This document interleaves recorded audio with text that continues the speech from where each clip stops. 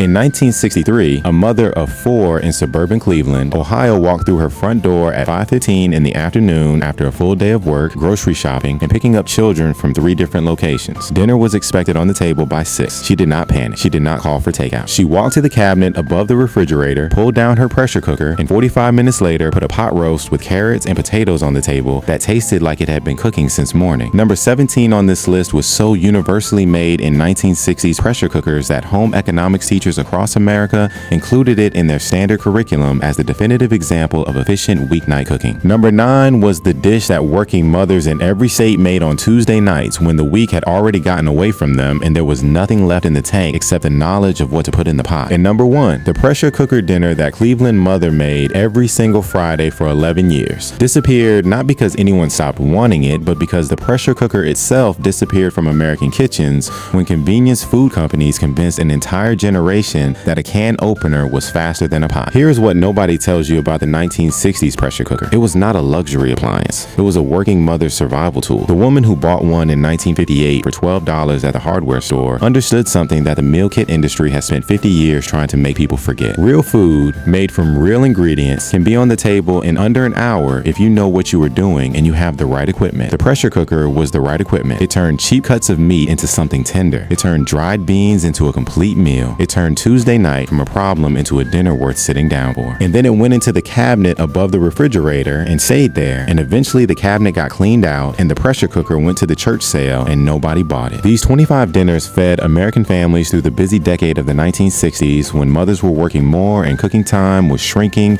and the pressure cooker was the tool that made both things possible at once. Hit that subscribe button and let us count down the 25 forgotten pressure cooker dinners every 1960s mom made on busy nights. Number 25, pot roast with carrots and potatoes. A chuck roast that would have required 3 hours in the oven was done in 45 minutes under pressure. Browned first in the pot itself to build a crust, then covered with broth and vegetables and sealed. When the pressure released, the meat fell apart and the carrots and potatoes had absorbed the beef broth and become something that tasted like Sunday dinner on a Tuesday. It cost about $2 in 1963 and fed a family of 4 with enough left for sandwiches the next day. Number 24, split pea soup. Dried split peas that would have simmered for 2 hours on the stovetop, cooked in 15 minutes under pressure with a ham bone and an onion. The peas dissolved completely into a thick jade green soup that required no blending and no tending and cost almost nothing. It appeared on 1960s weeknight tables because it was fast and filling and the ham bone was free, already paid for by Sunday's ham. And free was a price that working mothers in 1963 understood completely. Number 23, chicken and rice. A whole chicken cut into pieces, browned in the pressure cooker, covered with broth and raw rice and a diced onion, sealed and cooked for 20 minutes. The rice absorbed the chicken broth completely and the chicken fell from the bone, and the whole thing came out of one pot requiring one washing. Working mothers in the 1960s valued one-pot meals, not as a trend, but as a mathematical reality. One pot meant one washing, and one washing meant time for something other than dishes. Number 22, beef stew. Cheap stew beef that would have required 2 hours of slow braising became fork tender in 30 minutes under pressure. Carrots, potatoes, onion, canned tomatoes, and beef broth sealed together and pressurized until the connective tissue in the cheap cut dissolved into the broth and created a gravy without any thickener being required. A pound of stew beef cost about 60 cents in 1965. The whole pot fed a family of 4 and left enough for the next day when it tasted even better because the flavors had continued to develop overnight. Number 21, pinto beans. Dried pinto beans that would have required soaking overnight and simmering for 2 hours, cooked in 25 minutes under pressure with a piece of salt pork and an onion. No soaking required, no planning required. A bag of dried pinto beans cost about 20 cents in 1963. The pressure cooker turned them into a complete protein meal on a night when the grocery budget had run out and the refrigerator held nothing that looked like dinner. Working mothers who knew this trick fed their families well on nights when well seemed impossible. Number 20, corned beef and cabbage. A corned beef brisket that would have simmered for 3 hours in a regular pot, cooked in 50 minutes under pressure with cabbage, carrots, and potatoes added in the last 10 minutes, so they stayed firm rather than dissolving. It cost about $1.50 in 1964 and produced enough food for 2 complete dinners for a family of 4. The second dinner was corned beef hash made from the leftovers fried in a cast cast iron skillet the next morning, and that second meal was better than the first. Number 19, chicken noodle soup. A whole chicken carcass or a cut-up fryer covered with water and vegetables cooked under pressure for 20 minutes produced a deep golden broth that would have taken 3 hours on the stovetop to develop the same depth. The chicken was pulled from the bone and returned to the broth with egg noodles cooked separately and added at serving. On nights when a child came home sick or the weather turned cold and the family needed something warm that felt like hair rather than just dinner, the pressure cooker chicken noodle soup was ready in 30 minutes and tasted like it had been simmering since morning. Number 18, stuffed peppers. 6 bell peppers stuffed with ground beef and rice and canned tomatoes cooked in the pressure cooker in 15 minutes, less than half the time required in the oven. The peppers came out perfectly tender without becoming mushy, and the filling cooked through completely, and the whole dish cost about $1.20 in 1966. It looked like effort. It tasted like Sunday. It took 20 minutes from start to finish in a pressure cooker that a working mother in suburban Cleveland had paid $12 for 8 years earlier, and that had paid for itself 1,000 times over. Number 17, macaroni and cheese, not from a box. Real elbow macaroni cooked directly in the pressure cooker with milk and cheddar cheese and butter,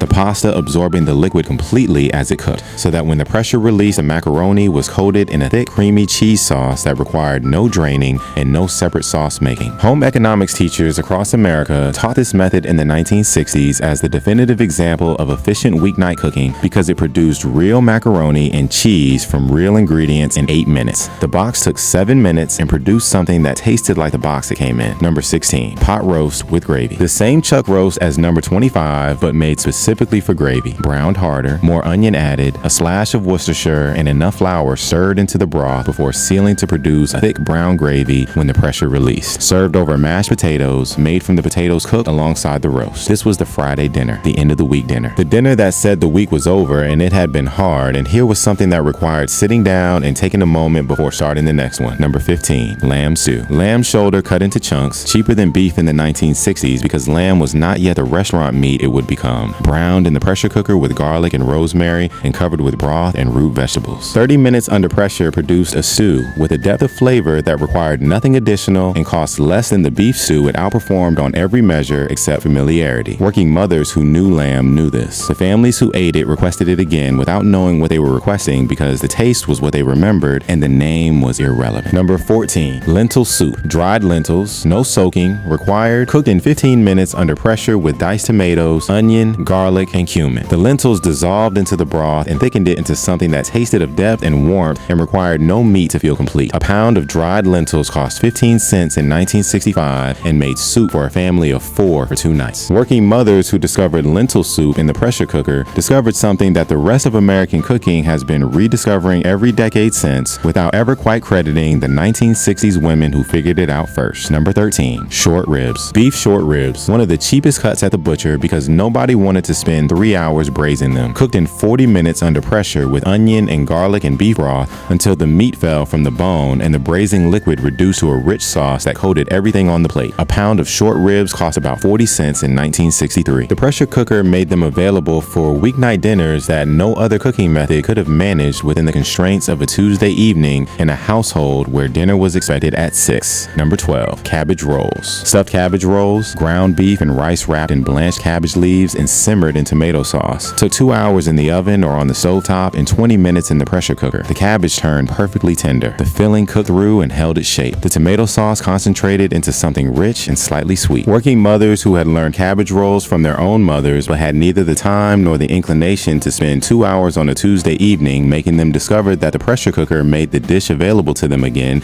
and made it every few weeks because 20 minutes was a number that fit into a Tuesday. Number 11, chili. Ground beef and kidney beans. The beans cooked from dry, no soaking required, with canned tomatoes and chili powder and onion and garlic sealed under pressure for 25 minutes. The beans absorbed the chili broth and the beef broke down into the sauce, and the whole thing developed a depth in 25 minutes that stovetop chili took 2 hours to achieve. Served with cornbread, baked in a cast iron skillet while the pressure released. The combination cost about 75 cents to make in 1964 and fed a family of 4 with enough left for chili dogs the next night. Number 10, beef and barley soup. Beef bones or cheap stew beef, barley, carrots, celery, onion, and beef broth cooked under pressure for 30 minutes produced a thick, hearty soup that stuck to the ribs and tasted like it had been tended all day. The barley absorbed the beef broth and thickened the soup naturally without any flour or cornstarch being required. A pot of beef and barley soup cost about 50 cents in 1965 and produced produced 6 servings and appeared in thermoses and school lunchboxes the next day, where children ate it warm and felt fed in a way that the sandwiches beside it never quite managed. Number 9. Chicken cacciatore. Chicken pieces browned in the pressure cooker, covered with canned tomatoes and onion and green pepper and Italian seasoning, sealed and cooked for 20 minutes. The chicken fell from the bone. The tomato sauce concentrated into something deeply flavored, served over egg noodles or rice cooked separately while the pressure released. This was the Tuesday night dinner, the night when the week had already gotten away and there was nothing left except the knowledge of what to put in the pot. Chicken cacciatore from the pressure cooker looked like a dinner that had taken thought. It had taken 20 minutes. Number 8. Navy bean soup. Dried navy beans, a ham hock, an onion, and enough water to cover. No soaking. Cooked under pressure for 30 minutes produced a thick, smoky soup that would have required 3 hours on the stovetop. The beans dissolved partially into the broth and thickened it, and the ham hock gave everything a smokiness that no bouillon cube could replicate. A bag of navy beans cost 20 cents in 1963. The ham hock cost almost nothing because it was the end of last Sunday's ham that had been sitting in the refrigerator waiting for exactly this purpose. Nothing in a 1960s working mother's kitchen waited without a purpose. Number 7. Sauerbraten. German pot roast. Beef marinated in vinegar and spices. That would have required 3 days of marinating, and 3 hours of braising was made in the pressure cooker in an hour with a quick vinegar braise that replicated the long marinade. Working mothers with German heritage who had watched their own mothers spend 3 days making sauerbraten discovered that the pressure cooker made the dish available for a weeknight without the 3-day commitment. The flavor was 90% of the original. The time was 10%. The families who ate it did not know the difference, and the mothers who made it did not tell them. Number 6. Chicken and dumplings. Chicken pieces cooked under pressure and broth for 15 minutes. The chicken pulled from the bone, returned to the broth, and thick biscuit dumplings dropped in and cooked with the lid on for 10 more minutes until they puffed into soft pillows that absorbed the chicken broth. The whole process took 30 minutes. The result tasted like something that had required most of the afternoon because chicken and dumplings at the table always taste like more effort than it cost, regardless of how it was made, and the pressure cooker version was indistinguishable from the version that actually required most of the afternoon. Number 5. Beef burgundy. The French braise that restaurants charged $8 for in 1965. Beef chunks, red wine, mushrooms, pearl onions, herbs, cooked under pressure for 35 minutes instead of the 3 hours it required in the oven. Working mothers who had encountered beef burgundy at a dinner party and wanted to serve it at home discovered that the pressure cooker made it a weeknight possibility rather than a weekend project. The beef was tender. The wine sauce was rich. The mushrooms and onions had absorbed everything. It cost about $1.50 in 1965, and the families who ate it felt that they had been served something special on a Wednesday night in a suburb of Cleveland, and they were correct. Number 4. Pork and sauerkraut. A pork shoulder over a bed of sauerkraut cooked under pressure for 40 minutes produced a meal that would have taken 3 hours in the oven. The pork turned tender. The sauerkraut mellowed and sweetened around it, served with mashed potatoes and dark bread. It cost about $1 in 1964, and it was the dinner that appeared on the table on the nights when the week had been too long and the budget had run too short, and the pressure cooker was the only thing standing between a working mother and the admission that dinner was not going to happen tonight. Number 3. Swiss steak. Round steak. The toughest cut at the butcher and therefore the cheapest. Pounded with a meat mallet, browned in the pressure cooker, covered with canned tomatoes and onion and green pepper, sealed and cooked for 30 minutes until the round steak that no other cooking method could have redeemed in under 2 hours came out fork tender in a thick tomato sauce. Served over egg noodles. It cost about 70 cents in 1963. It turned the least promising cut of beef into something that a family of 4 ate completely and requested again the following week. Number 2. Chicken paprikash. Hungarian chicken. Chicken pieces in a sauce of onion, paprika, and sour cream, cooked under pressure for 20 minutes and served over egg noodles. The paprika turned the sauce a deep brick red, and the sour cream added a tang and richness that elevated chicken into something that tasted like a restaurant meal on a budget of about 90 cents in 1965. Working mothers with Hungarian or Eastern European heritage who had grown up eating chicken paprikash made on a stovetop for an hour discovered that the pressure cooker version was indistinguishable from what their own mothers had made, and that the 40 minutes they saved was exactly the 40 minutes they needed. Number 1. Friday pot roast. This was the one. The dinner that Cleveland mother made every single Friday for 11 years. A chuck roast browned hard in the pressure cooker until the outside charred slightly and the crust sealed the juices inside. Onions and garlic in the same pot until softened. A cup of beef broth, a splash of Worcestershire, salt and pepper, carrots and potatoes arranged around the roast. Lid sealed. 45 minutes under pressure. The roast fell apart. The carrots and potatoes had absorbed the beef broth and become something deeper than either had been separately.